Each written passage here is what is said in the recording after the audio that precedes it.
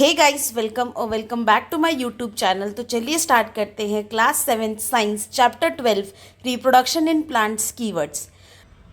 First is asexual reproduction. Asexual reproduction is a type of reproduction in which new plants are obtained without production of seeds. देखो, asexual reproduction क्या है? एक type का reproduction है जिसमें जो new plants है वो ऑब्टेन किए गए हैं without the production of seeds. बिना सीड्स के प्रोडक्शन से जो न्यू प्लांट्स है वो ऑब्टेन किए गए हैं। Second is budding. Budding is a type of asexual reproduction in which new individual developed from the outgrowth or the bud.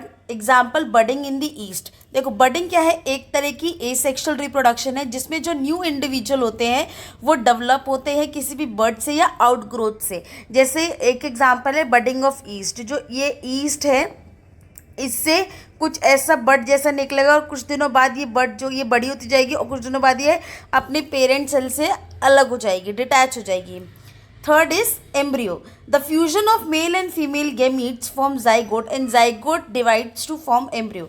देखो, जो मेल और फीमेल गैमीट्स होते हैं वो फ्यूज करते हैं और क्या बनाते हैं? जाइगोट। और जाइगोट बाद में फर्दर डिवाइड होता है और क्या बनता है बाद में उससे?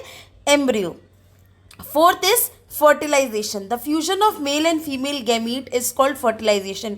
जो मेल और फीमेल गैमीट के फ्यूजन को ही क्या कहते हैं? Fertilisation.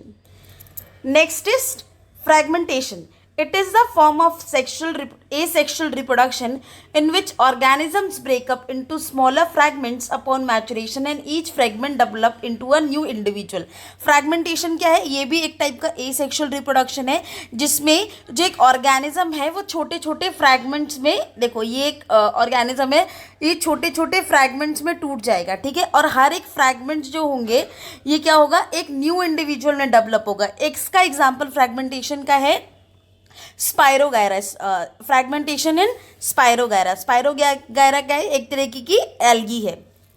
Sixth is gametes. Male and female reproductive parts are called gametes. जो मेल और फीमेल रिप्रोडक्टिव पार्ट्स होते हैं उन्हें ही हम गेमीट्स कहते हैं। Seventh is hypha. It is a thread like filamentous structure forming the body of the fungus. देखो, हाइफा क्या है? एक थ्रेड लाइक फिलामेंटस स्ट्रक्चर होता है जो फंगस की बॉडी को बनाता है। Eighth is ovule. It is the structure inside the ovary. Ovules contains female gametes. देखो, ovule क्या है? ये एक स्ट्रक्चर होता है किसके अंदर? ओवरी के अंदर, और ओव्यूल्स के अंदर ही फीमेल गैमीट्स होते हैं। Ninth is pollen grains. Pollen grains are present in anther which contain male gametes. देखिए, पोलन ग्रेन्स कहाँ होते हैं? एंथर में प्रेजेंट होते हैं।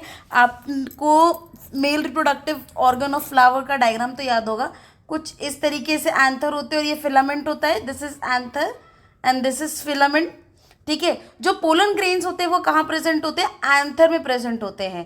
एंथर में प्रेजेंट होंगे और ये इन पोलन ग्रेन्स में ही, ये पोलन ग्रेन्स ही मेल गैमीट्स जो होते हैं इनमें ही प्रेजेंट होते हैं। Tenth is pollen tube. A pollen tube is a special structure that grows within the style and from the pollen grain to the ovary of the flower. देखो, मैं आपको sepal petals बना के नहीं दिखा रही हूँ, मैं आपको बेसिक सिर्फ पोलन ट्यूब और ये सब का दिखा रही हूँ मैं। तो देखिए, ऐसे कुछ इस तरीके से फीमेल रिप्रोडक्टिव ऑर्गन होता है, स्टिग्मा, स्टाइल और ओवरी, स्टाइल और यहाँ पे स्टिग्मा होता है, ठीक है। अब पोलन ट्यूब क्या करते हैं? पोलन ग्रेन्स जो होते हैं वो जाके, देखिए कलर मैं आपको चेंज कर देती हूँ उसका। पोलन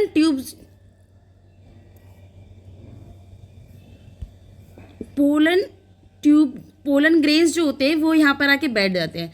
अब जैसे ये पोलन ग्रेन यहाँ पर आके स्टिग्मा पे स्टिक होते हैं तो क्या होता है? ये कुछ ऐसी ट्यूब जैसा निकालते हैं, ठीक है। और यहाँ पर ही दो मेल गैमीट्स होते हैं, इस ट्यूब के अंदर ही दो मेल गैमीट्स होते हैं, ठीक है। और ये क्या करेगा? ये जाके मेल गैमीट्स जो है वो फीमेल गैमीट को देगा और यहाँ पे फर्टिलाइजेशन होगी। तो पोलन ट्यूब क्या? इसी को हम पोलन ट्यूब कहते हैं। पोलन ट्यूब एक स्पेशल स्ट्रक्चर है जो हमारे स्टाइल्स से ग्रो करते हुए तक कहाँ तक जाता है? ओवरी तक। 11th is pollination. Pollination is a process of transfer of pollen grains from anther to the stigma. Pollination क्या है कि जो pollen grains है वो ट्रांसफर हो रहे हैं कहाँ से, एंथर से कहाँ तक, स्टिग्मा तक. इस प्रोसेस को ही हम pollination कहते हैं. 12th is seed dispersal. The process by which seeds are dispersed to a distant place by various agents is called seed dispersal. देखो seed dispersal क्या है, जिसमें seed जो होते हैं वो डिस्पर्स होते हैं बहुत दूर दूर जगह तक. ठीक है, बहुत सारे एजेंट्स की वजह से. किसकी वजह से? एयर की वजह से, वाटर की वजह से, और विंड की वजह से, बर्ड्स की वजह से, एनिमल्स की वजह से. ठीक है, तो इसी को हम सीड डिस्पर्सल कहते हैं. 13 is sexual reproduction. Sexual reproduction is a type of reproduction in which new plants are obtain from the seeds. देखिए, सेक्शुअल रिप्रोडक्शन एक टाइप का रिप्रोडक्शन है जिसमें जो न्यू प्लांट्स होते हैं वो हम किससे ऑब्टेन करते हैं?